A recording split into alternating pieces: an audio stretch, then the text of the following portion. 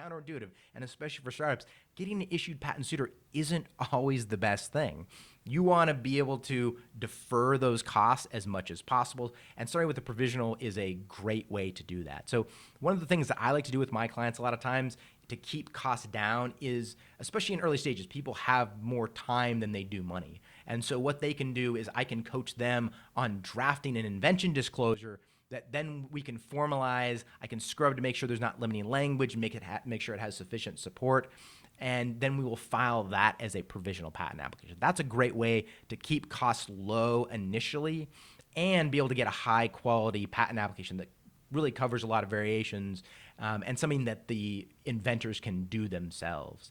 So we file that provisional application, and then at the non-provisional stage, then we can add new things that have come up that have been invented in that year. So it's a great way to incrementally protect inventions. Another strategy related to this is you'll file a provisional, and then in 6 months, you'll file another provisional with things you've come up with in 6 months, right? There can be a lot of R&D that goes on in a short period of time. If you come up with new inventions, you want to protect those. And then at the non-provisional stage, you can add even more stuff at the non-provisional stage so that you can get 3 incremental steps really cost effectively of priority dates protecting that invention as you're developing it. You can't really do that very easily with the non-provisional patent application. You would have to file a completely new non-provisional patent application, going to have full filing fees, and then you're going to have multiple applications that are being examined at the same time.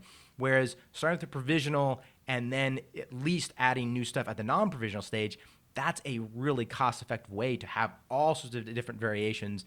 And over time, let the product develop, know what you're actually doing, and it's way more cost effective and really fits in well with the life cycle of startups. So at that point, you file the non-provisional, and then it's pretty much the same. So again, waits in line for 1 to 3 years before examination begins, starts that negotiation with the examiner. There's the back and forth. They send you off section with rejections, which is going to happen almost all the time, expect it to happen. And then it goes back and forth, sometimes 1, 2, 3, 4, 5, could be multiple times. You have this back and forth.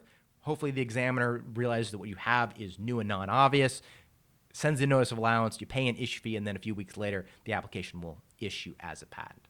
So that's a big benefit of starting with a provisional application. It's that flexibility. And so I would say almost standard, I would suggest that startups start with provisional applications.